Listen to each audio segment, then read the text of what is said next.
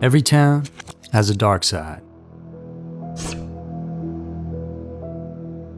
A young and pretty postal worker went out to do her rounds one summer day and never made it back to the post office, or anywhere else for that matter.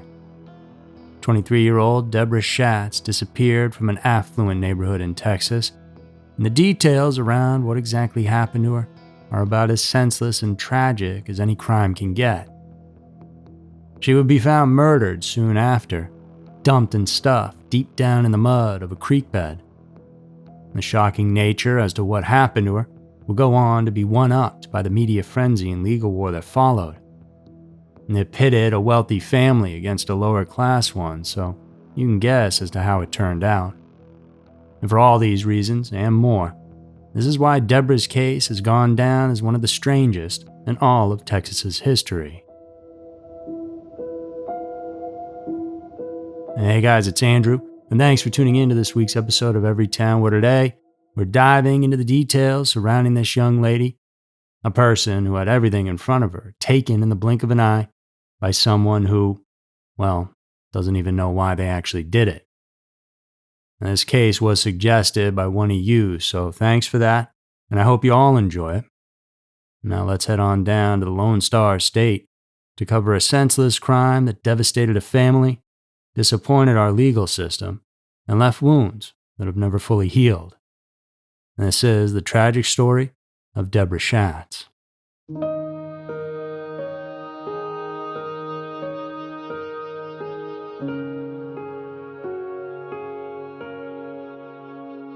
Born on September 16th back in 1960 in Houston, Texas, Deborah grew up with 8 brothers and sisters in a house bursting with life. Her friends and family all called her May for some reason, though nobody knows exactly why. And it was something she picked up in childhood, somewhere along the way, and it just stuck.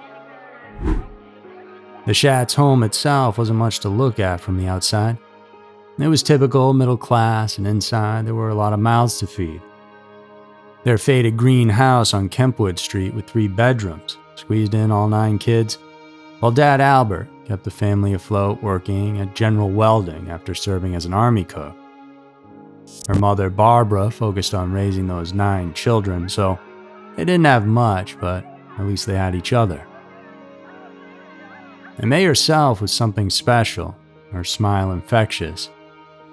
She wore her honey blonde hair long. When she tossed it back while laughing, her whole face would light up with joy. And this is how her siblings remember her. Just a good person with a kind heart.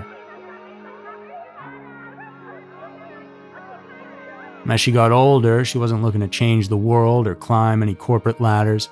May just wanted the simple things. A family of her own someday, and kids running around like she grew up with. As she dropped out of school in 7th grade, already clear about what mattered to her. While other girls had posters of rock stars, May was old school and head over heels for Elvis. And not just a little crush, we're talking true devotion here. She'd signed school papers as May Presley. When Elvis died, she locked herself in her bedroom for a week, heartbroken. Her prized possessions were a little bag of grass clippings her cousin snuck from Graceland, and an Elvis figurine her mom gave her for her 21st birthday. And May loved kicker dancing on weekend nights and fishing trips with her cousins. Those camping weekends with extended family were sacred. 9 families gathered around campfires, swam in the lakes, and told ghost stories under the stars. Her nieces and nephews adored her, and she was the fun aunt, the one who got down on the floor to play with them, who never seemed too busy or too tired. And by 1984, she'd moved into her own apartment with her best friend, but family still always came first. And she called her mother every single day. Most nights, she'd swing by the family home for dinner, catching up with whoever was around. That connection was unbreakable. And she'd worked at a daycare center, loving every minute with the children, and then as a dental assistant specializing in treating kids. But ultimately, she landed a postal carrier job, and that was her big break. Good benefits with decent pay, enough to buy herself that gold Mustang she drove so proudly. She'd been delivering mail for just over a year and a half, saving up for her dream car, a red Corvette. Yes, things were that much different back then than they are today. Her hard work paid off, and you could actually make a living. And her colleagues at the post office all loved her, always ready with a joke and always willing to cover someone else's route if they needed help. That's who May Shatz was. Not just a name in a news story or a statistic, but a daughter, a sister, a friend who left fingerprints on every heart she touched. The kind of person who made everyday life better just by being in it.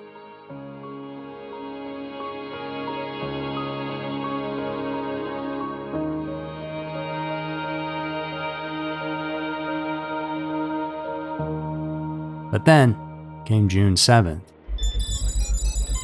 And that morning started like any normal Thursday for May. She punched in at the Westheimer post office, joking with coworkers while sorting her mail into bins. She headed out and did her deliveries, and after finishing her regular route, she did what she always did, and stepped up to help when needed. A colleague needed the afternoon off, so May volunteered to cover his deliveries in the upscale West Memorial neighborhood. Just a few more hours of work before heading home, so no big deal. Her postal vehicle turned onto Linwood Hollow around mid-afternoon, a quiet dead-end street where massive homes stood behind perfectly trimmed hedges. At the very end of the cul-de-sac was the Port residence. Inside that house, 17-year-old David Port was alone and waiting.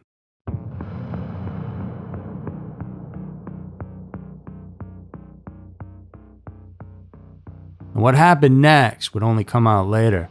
But through David's own chilling words, he explained that as May walked up to deliver the mail, he opened the door, pointing a .22 pistol at her. No warning, no reason, really, other than just to do it. He forced her inside at gunpoint and made her go upstairs.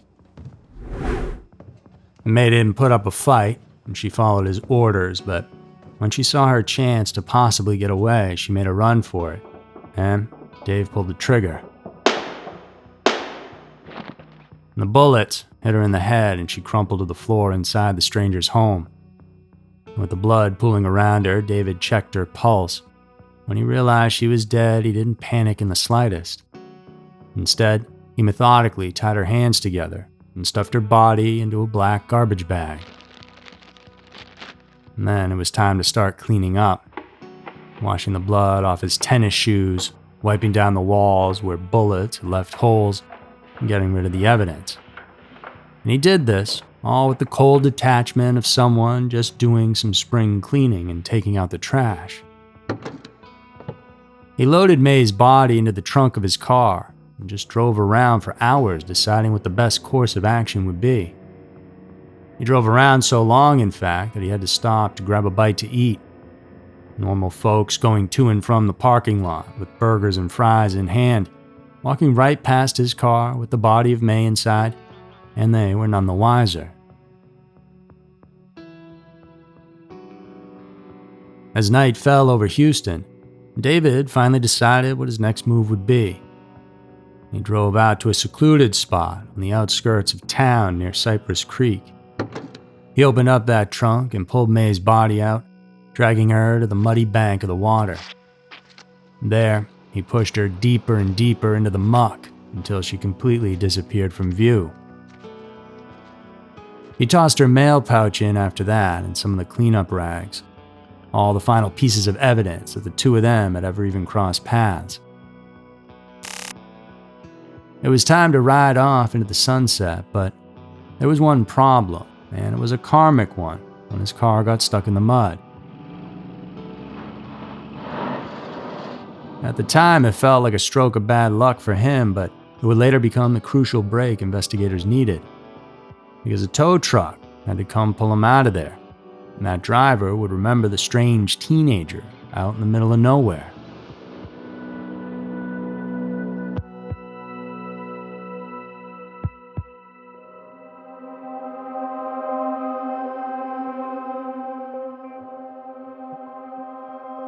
And back in Spring Branch, May's family was starting to worry. When she didn't check in after her shift, her supervisor called her mother late that evening. Barbara Schatz felt it instantly, that gut punch feeling parents get when something's not right with one of their kids. You have to remember, May was super tight with her family, and she had never disappeared like this. Never. She always called and checked in.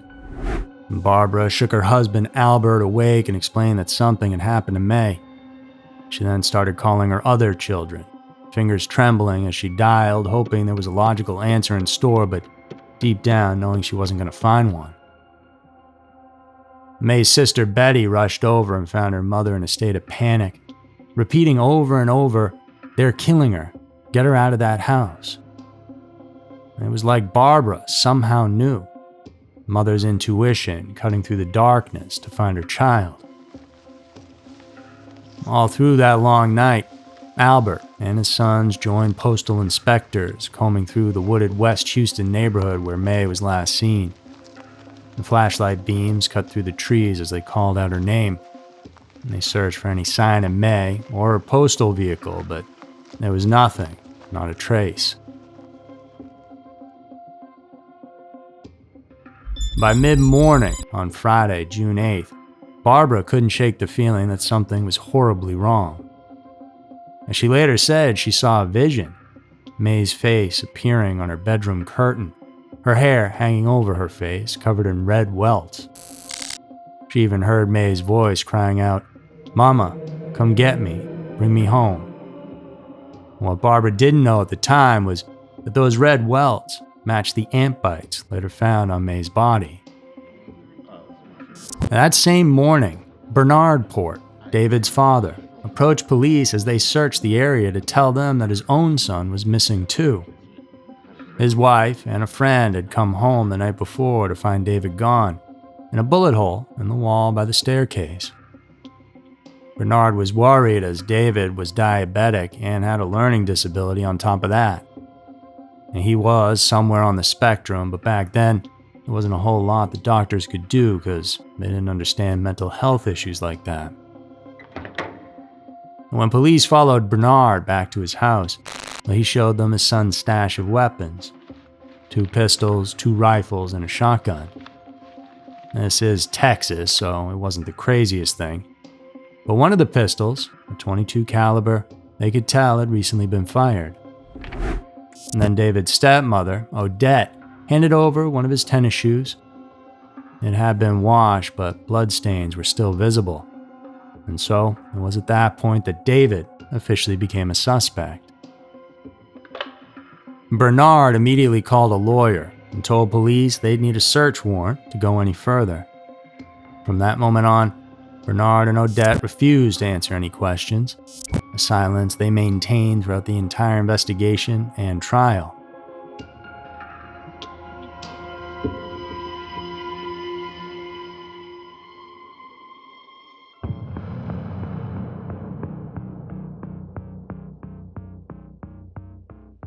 By Friday afternoon, the search was still going strong when suddenly someone yelled out, "There he is!" David Port had come back to the neighborhood in his maroon Chevy. When he spotted the police, he floored it. The kid took off like a bullet, but he didn't get too far. He crashed right into a parked car at a nearby apartment complex. The 5 cops swarmed him with guns drawn, slapped on the cuffs and read him his rights. And then, the strangest thing happened. This teenager just started talking, confessing fully, like he was telling them what he had for breakfast. He laid it all out, how he'd met the mail carrier at his front door with a loaded gun, how he forced her upstairs, how she tried to run and he shot her in the head twice. The way he described cleaning up the blood and getting rid of her body, it was chilling to see. No emotion or remorse coming from him. Just matter of fact about the whole thing, like he was explaining how to change a tire. When they asked him why he did it, David shrugged. "I didn't even know her," he said. That was it. He literally didn't know why he had taken that poor girl's life. He told the cops he had dumped May's body in Buffalo Bayou, but something didn't add up. At first, they just took him at his word, since he had been admitting to the entire thing. But they searched and found nothing over there. Either the kid was lying or he was confused. It turns out it was a little bit of both. Then came the lucky break that cracked the case wide open as to where young May had been disposed of. That tow trucker from before was watching the news that night and nearly fell out of his chair. He recognized the kid they were talking about and called the police right away, saying, "That Port kid? I pulled his car out of the mud yesterday, way out by Cypress Creek and Highway 290. And that's 20 miles from where David claimed he had dumped the body." Authorities rushed to the spot, and there she was, May's body wrapped in a garbage bag, just like he described, with 2 bullet holes in her head. And the mud and red ants had already started doing their work. It was heartbreaking. And you'd think arresting the killer would be the end of the story, right? But not even close. And this case was about to get weird in ways nobody saw coming.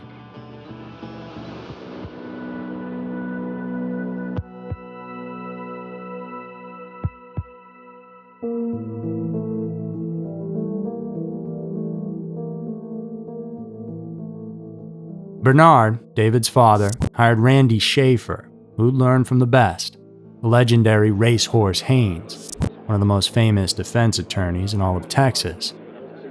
Added to the team was Jack Zimmerman, another heavy hitter. And these weren't your average court-appointed lawyers. These guys had reputations and hefty price tags. And to set things in motion, they knew they needed to get the public on their side. When called to testify before the grand jury, the Port parents flat out refused. Their lawyers claimed that Jewish law prohibited parents from testifying against their children, and that, if they were forced to, it was anti-Semitic. So with that, this murder case spread onto the front page of every newspaper across America, and that was all part of their plan. See, the Harris County prosecutors had a problem, and they weren't sure they had enough evidence to make the murder charge stick. Yes, they had a confession, but that alone wasn't enough, especially with David's condition. And postal workers were out for blood, of course, demanding the death penalty for the kid who killed one of their own. But without his parents' testimony, they couldn't even prove the kid was home that day. And people took sides, and ugly stuff started happening. Anti-Semitic letters showed up at newspapers. Someone vandalized the judge's house. The DA's office got a bomb threat. Even the Jewish community in Houston was split down the middle. And some rabbis backed the Ports.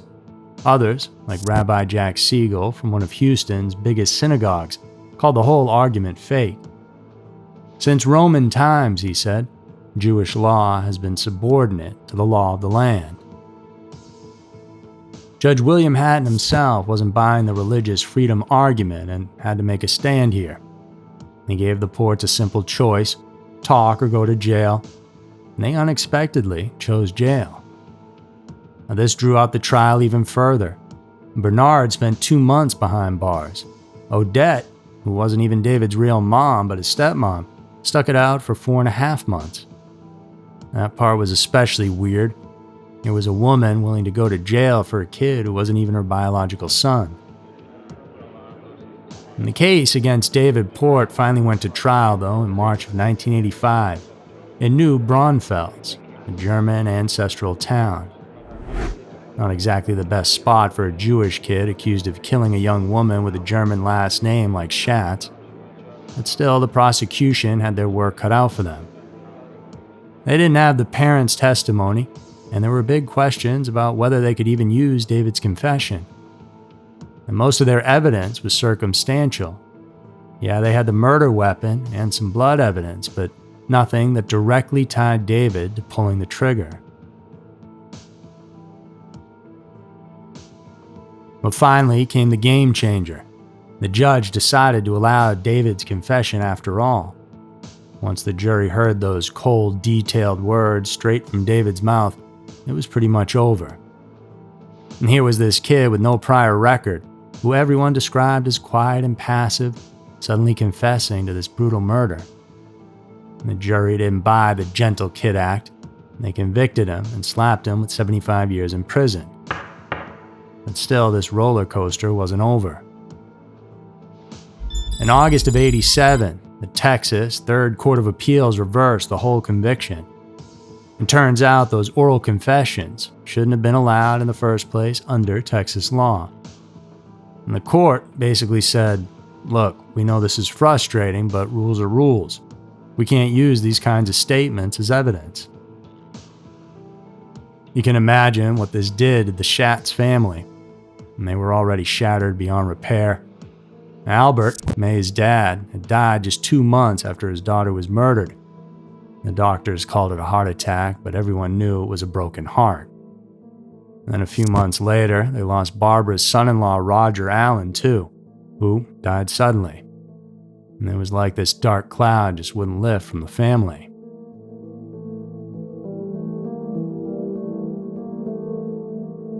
And so to make it all worse, while they were drowning in grief, they had to watch the Ports become these sympathetic figures in the media.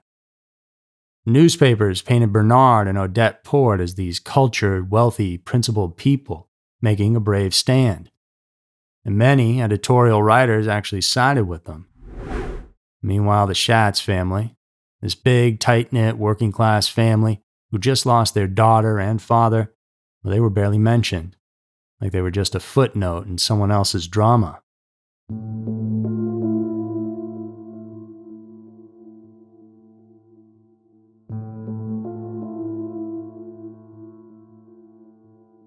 That's partly why the Schatzes filed a $5 million wrongful death lawsuit against the Ports back in August of '84. And May's sister Millie had said, "That money ain't nothing. We filed that suit to keep them from getting rich off my sister's murder." See, the Ports were already talking to book agents and movie producers. All while the Schatzes were planning funerals, the Ports were figuring out how to capitalize. Eventually, the insurance companies hammered out a settlement.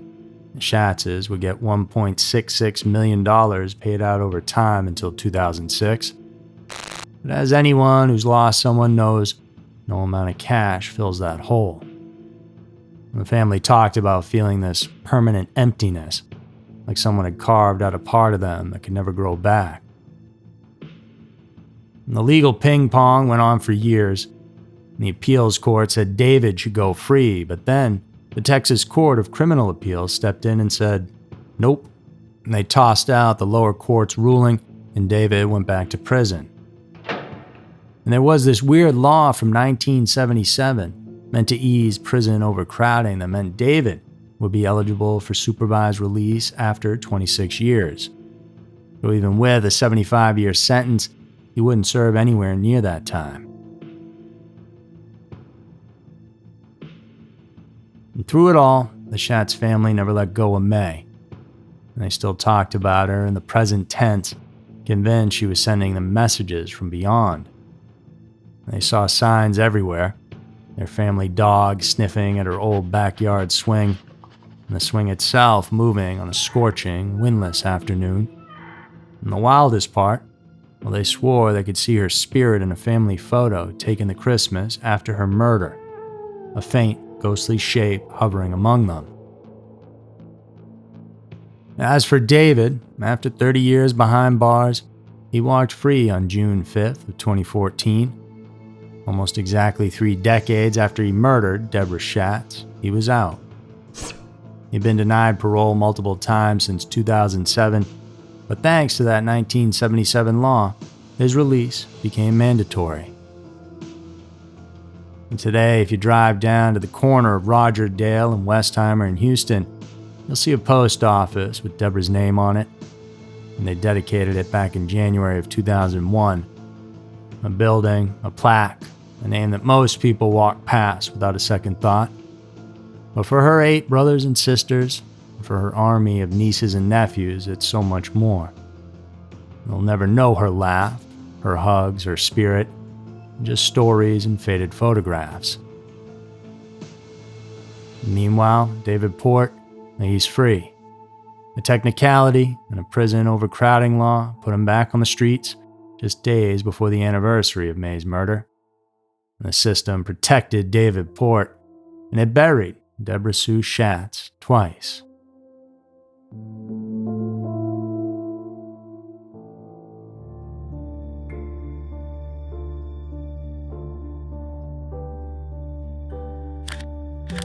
And so that's going to do it for this week's episode of Everytown. I hope you all enjoyed it. If you like this type of work we do and you want more, check out some of the links down in the description. We have a huge library of videos and podcasts for you to go through, exclusive content, a feature film to watch. We got new merch and more. And I appreciate you very much for tuning in. And remember to come back next week for another episode of Everytown filled with scary, strange, and mysterious stories. Because you never know. Maybe your town will be next.